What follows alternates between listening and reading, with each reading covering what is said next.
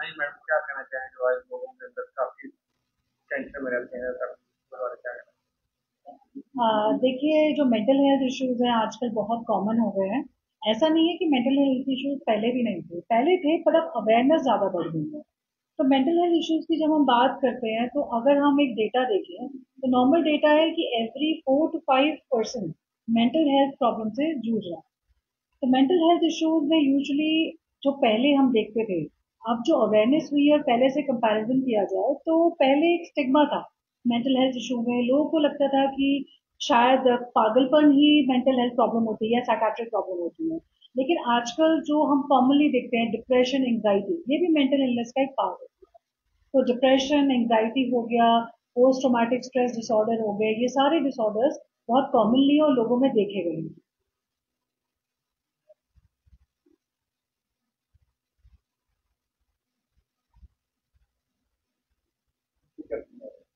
है। डॉक्टर साहब, क्या कहना चाहेंगे आजकल खासतौर पे पढ़ने वाले बच्चे जो हैं बड़े स्ट्रेस में रहते हैं कि माता पिता का भी दबाव रहता है उनके ऊपर, क्या कहना चाहेंगे? देखिए, बच्चों का भी डेफिनेटली स्ट्रेस तो हम बहुत बड़ा कारण मानते ही हैं मेंटल इलनेस में।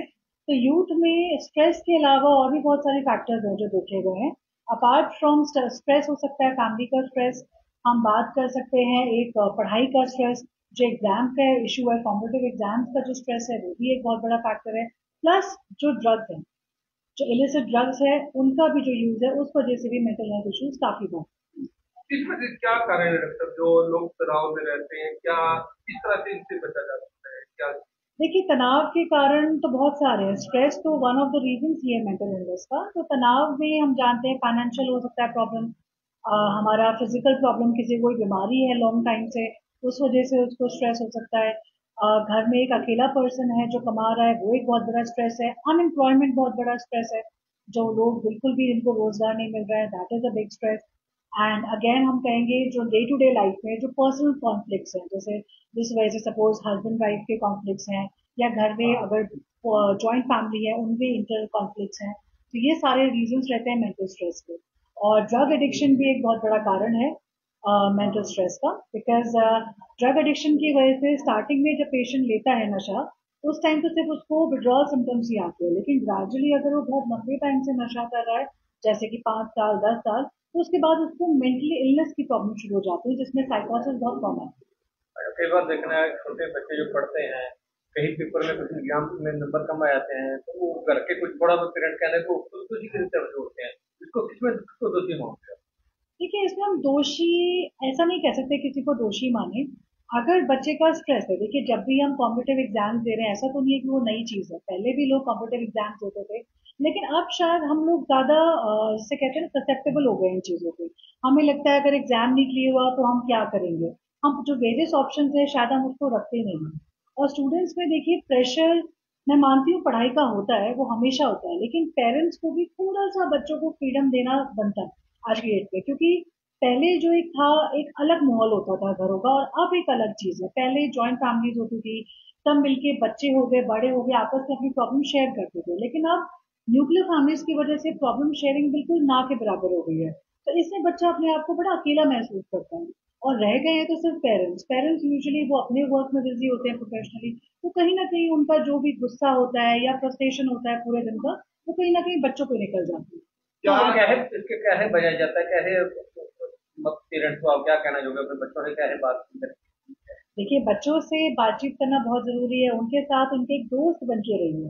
पेरेंट बनना मैं समझती हूँ डिसिप्लिन बहुत ज़रूरी है, लेकिन बच्चों के साथ अगर हम फ्रेंड्स बन के रहते हैं तो उनको बहुत बड़ा सपोर्ट मिलता है। क्योंकि जैसे मैंने बात की है, जॉइंट फैमिलीज में हमारे पास बहुत सारे होते हैं, दादा दादी, नानी है, मामा है, चाचा है, ताऊ है, पर न्यूक्लियर फैमिलीज में बच्चों के पास ऑप्शन पर पेरेंट्स रह जाते हैं।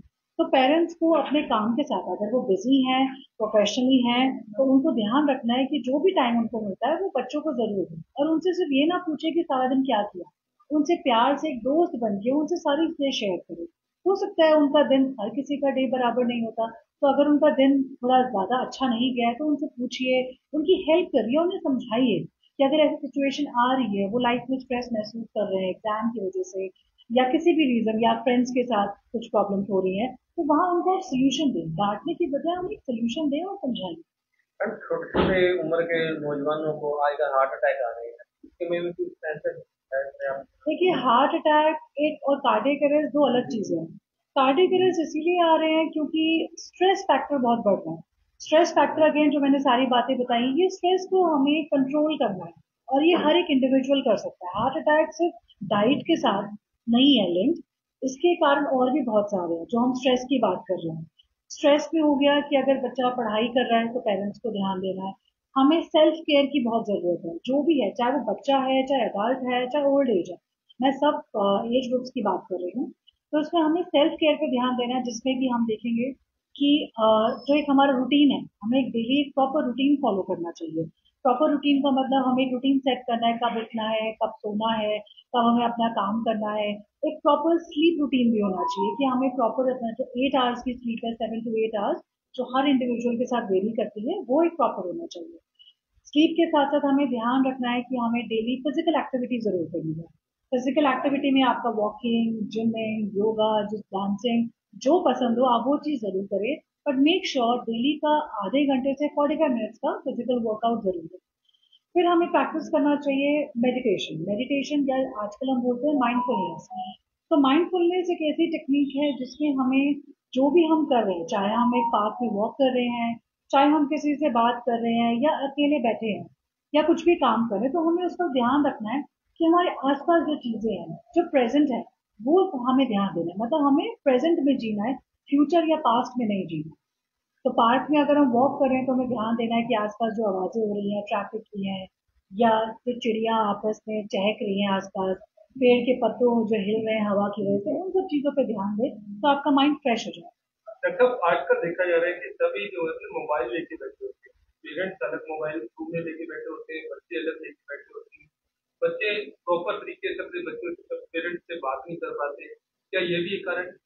डेफिनेटली, मैं तो कह रही हूँ जो आइसोलेशन, आजकल जो सोशल आइसोलेशन हो गया, हम अलग अलग अपने मोबाइल्स लेके बैठते हैं, कम्युनिकेशन बिल्कुल खत्म हो गया है। और एक स्ट्रेस लेस लाइफ जीने के लिए हमें कम्युनिकेशन बहुत जरूरी है, वो चाहे पेरेंट्स में हो, चाहे बच्चों के बीच में हो, चाहे आपस में फ्रेंड्स में हो, टीचर स्टूडेंट में हो, चाहे किसी में भी हो। Communication is very important. मैं मानती हूँ आजकल वर्चुअल लाइफ जिसको हम इंटरनेट की बात करते हैं, फेसबुक इंस्टाग्राम की बात करते हैं, वो इम्पोर्टेंट है। पर मुझे लगता है जब तक दो लोग सामने बैठ के बात नहीं करते हैं तो वो अच्छे से उनका एक कॉन्वर्सेशन नहीं हो पाता। तो मैं ये मानती हूँ कि फोन की बजाय फोन का जो टाइम है वो हमें लिमिट करना चाहिए, बच्चों के लिए भी है और बड़ों के लिए भी है। हम लिमिट करेंगे तो ऑटोमेटिक हम एक दूसरे से सामने बात करेंगे। हम ऐसे कर सकते हैं कि जैसे हम डिनर टेबल पे बैठे हैं, सब खाना खा रहे हैं, तो हम एक टाइम कर लें, क्योंकि यूजुअली आजकल देखा गया है बच्चे अलग टाइम पे खा रहे हैं, पेरेंट्स अलग टाइम पे खा रहे हैं, ग्रैंड पेरेंट्स अलग टाइम पे। तो एक टाइम फिक्स करके सारी फैमिली साथ खाएगी, उस पर कोई गैजेट्स, कोई टीवी, कुछ नहीं देखेंगे, तो मुझे लगता है एक बहुत अच्छा प्रॉपर कम्युनिकेशन होगा। और जब कम्युनिकेशन होता है, एक हेल्दी वे में होना चाहिए। इसमें ऐसा ना हो कि बच्चे ने अपनी कोई बात करी तो बच्चों ने एकदम डांट दिया, पेरेंट्स ने डांट दिया उनको। तो वो होना चाहिए कि बोथ वे, अगर बच्चे अपनी कोई बात रखते हैं या बड़े अपनी कोई बात रखते हैं, तो उनको आपस में वो समझे और उसको अच्छे से रिएक्ट करें और बच्चों को भी आगे समझाएं। इसमें खान पान भी बीमारी है। आजकल बच्चे शाम को हर रोज कोई पिज्जा खाने चले जाते, बर्गर खाने जाते हैं, इसमें भी आप? जैसे मैंने बात की सेल्फ केयर की, तो सेल्फ केयर में डेली रूटीन के साथ प्रॉपर स्लीप हाइजीन के साथ प्रॉपर डाइट भी होनी चाहिए। प्रॉपर डाइट में अगर आप वेजिटेरियन हैं तो हेल्दी फूड है, ग्रीन वेजिटेबल्स, आप सब कुछ खा सकते हैं। बाहर का फूड अवॉइड कीजिए। देखिए, बाहर के फूड में सबसे बड़ा प्रॉब्लम होता है कि जो ऑयल वो लोग यूज करते हैं, may be that's very highly and regularly बहुत ज्यादा बार कुक हुआ होता है, तो वो हमारी हार्ट हेल्थ के लिए अच्छा नहीं होता। जो भी वन ऑफ द रीजन है रीजन जो हमारे कार्डियक अरेस्ट बढ़ गए, हार्ट अटैक्स, वो भी एक कारण है। तो जंक फूड अवॉइड करके वो चीज आपको खानी है तो घर में बहुत इजीली बन जाती है। इस तनाव से बचने के लिए पेरेंट्स को, बच्चों को क्या अपील करोगे सर? तनाव से बचने के लिए देखिए, सबसे पहले कम्युनिकेशन जो मैंने बात करी है, कि कम्युनिकेशन आपको रखना है पेरेंट्स, बच्चे या ग्रैंड पेरेंट्स में आपस में हेल्दी कम्युनिकेशन। उसमें ऐसा नहीं होना चाहिए कि बच्चे ने बोला बड़े ने बांटा। हमें हेल्दी कम्युनिकेशन करना है, गैजेट टाइम कम करना है। साथ में सेल्फ केयर जो मैंने बोला है कि डेली हमें मेडिटेशन प्रैक्टिस करिए, फिजिकल वर्कआउट कीजिए, प्रॉपर स्लीप रूटीन होना चाहिए, हाइजीन होना चाहिए, प्रॉपर ईटिंग हैबिट्स होनी चाहिए, और डेली का जो हमारा रूटीन है वो फिक्स। ठीक है, कई बार होता है 15-20 मिनट्स, भी अंडरस्टैंड, बट फिक्स रूटीन होना बहुत जरूरी